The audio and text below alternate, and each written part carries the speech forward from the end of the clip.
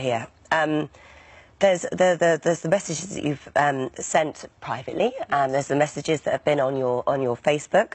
And we're going to start with Grenfell first of all, because this was a comment that you put on your Facebook in what has been called a shocking rant, where you described the situation there as a nest of illegal immigrants.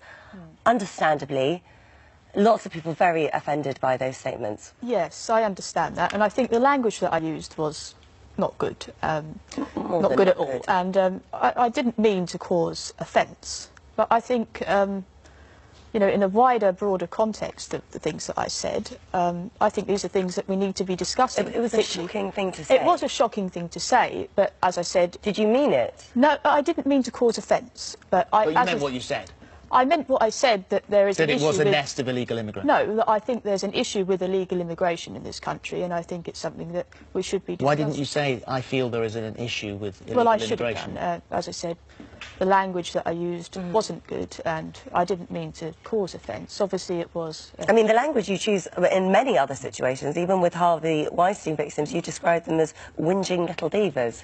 So your choice of language is interesting in many different situations. Yeah, this was before I was ever in the public eye. I never thought... It doesn't matter. Well, I mean, your doesn't choice matter. of language, whether you were in the public eye or whether you were just a human being. No, I have apologised for that, and I didn't mean to cause people offence, as I said.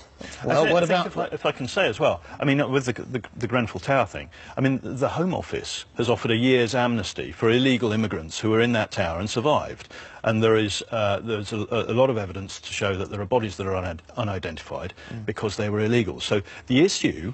I mean, you know, so Joe has used an emotive language, but actually we shouldn't allow that to take us away from the problem. You're qualifying this. You blamed other people earlier on for what is going on. You're now attempting to qualify, you know, what is essentially outrageous comments. We go further.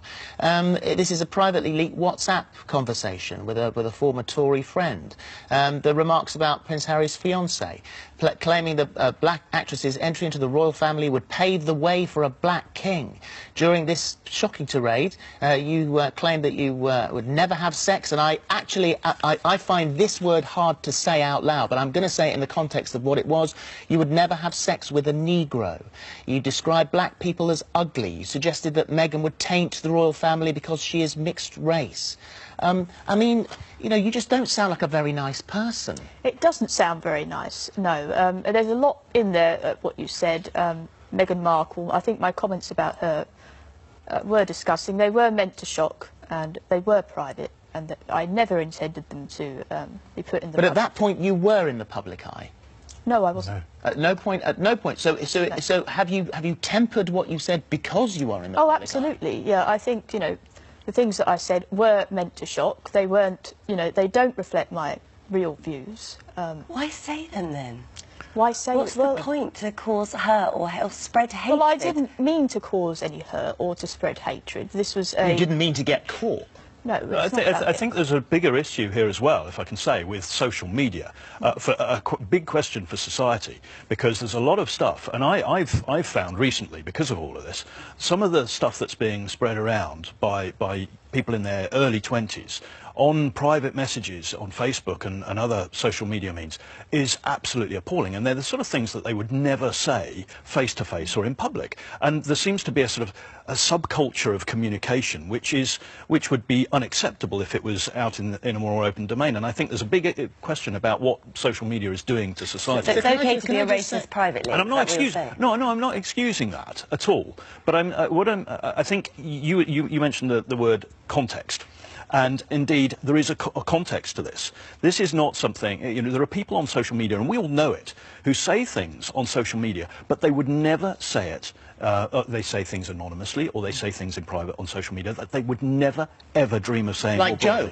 Yeah, absolutely. But who can realistically say that they've never said anything offensive in private? I've never said anything like that in my life. I might not have said anything like that, but who can say that you've never said anything remotely offensive? But not as offensive as that. Well, that's all. Are you private racists? No. No, of course not. No.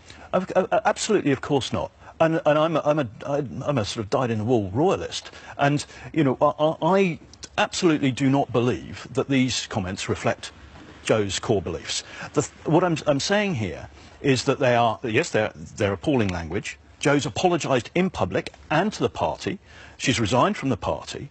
You know, I'm not sure what else she can do. There is, going forward, from the point of those, there's nothing else out there that's this emotive in any respect.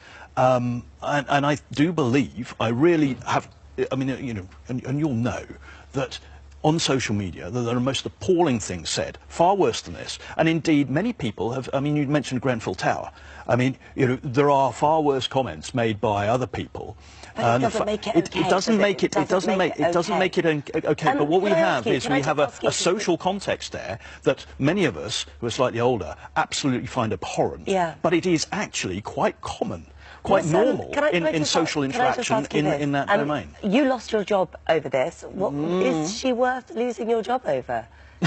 Yes, and I'd also say that whilst the opportunity was created, if you like, by both of us, both by my relationship with Jo and leaving my wife before Christmas, and also by Jo's comments. But the opportunity, so we've created that opportunity.